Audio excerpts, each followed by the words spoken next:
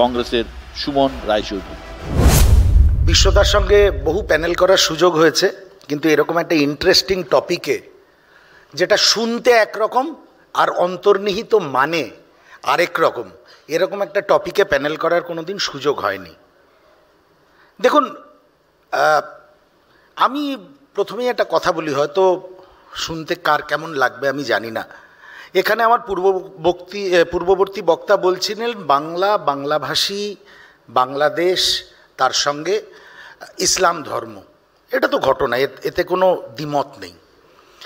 এই যে coat unquote ভাষা আন্দোলনের গল্পটা শুরু হয়েছে পশ্চিমবঙ্গে, এই ভাষা আন্দোলনটা তো এক প্রকার পুরস্কার, যেটা ভারতীয় জনতা পার্টি আরএসএসের দুর্গাকে 2026 সালের নির্বাচনকে মাথায় রেখে পুরস্কৃত করেছেন। নতুন একটা প্যাকেজ ভারতীয় জনতা পার্টি বাংলার দিদিমণিকে উপহার দিয়েছেন, যে নাও তোমায় এটা আমরা দিয়ে দিলাম, এটা নিয়ে এবার খেলো। দেবাংশুরা বলে না খেলা হবে, এর নতুন আর একটা খেলা হওয়ার উপকরণ দিদি পেয়েছেন।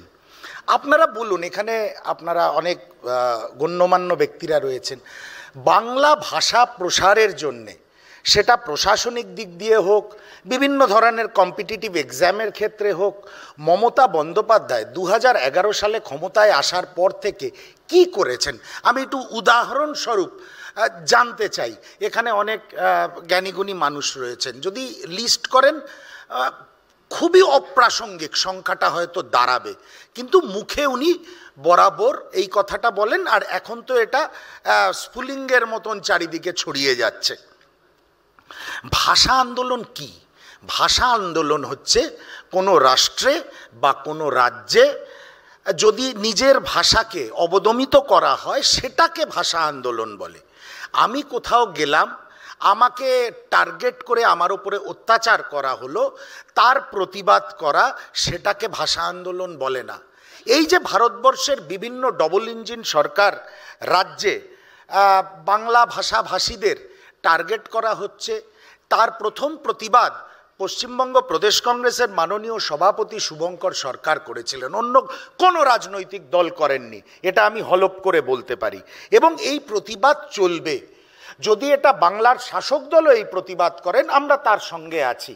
কারণ ভারতবর্ষ পরিচালিত হয়, ভারতবর্ষের প্রশাসন, ভারতীয় সমাজ পরিচালিত হয় একটা সংবিধানের ওপরে ভিত্তি করে। বি.আর. আম্বেদকর এবং সেই সময়ের যারা গণ্যমান্য বিদগ্ধ মানুষ ছিলেন, তাদের মতাদর্শে তৈরি সংবিধান, যেখানে ভাষা, ধর্ম, জাত কোনো বিভেদ নেই আমাদের ভারতীয় সমাজে।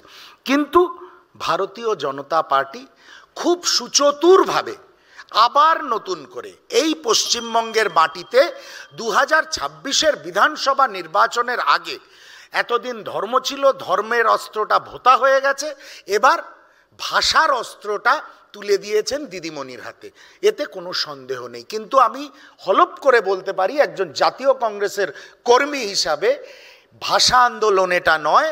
ভাষা আন্দোলনের ব্যাখ্যা আলাদা।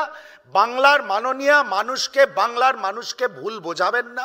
আমি একটা অনুরোধ করব আজকের এই মঞ্চ থেকে বাংলার সকল মানুষকে, যেখানে দেখুন বঙ্গবাসী, আমরা এই বঙ্গবাসী কনসেপ্টে বিশ্বাস করি।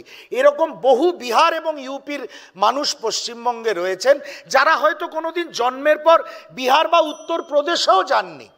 সেও যদি অন্য কোনো রাজ্যে গিয়ে আক্রান্ত হয়, জাতীয় কংগ্রেস তথা সমভাবাপন্ন ধর্মনিরপেক্ষ প্রগতিশীল দলগুলো তাদের পাশে গিয়ে দাঁড়াবে।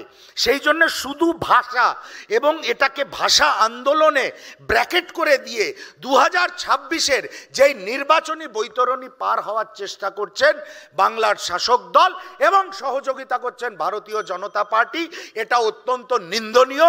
এবং এই ভাষা আন্দোলন কথাটা আর ব্যবহার তারা করতে পারবেন না, এটা বাংলার মানুষই আগামী দিনে দেখিয়ে দেবে। অনেক ধন্যবাদ সুমন রায়চৌধুরী।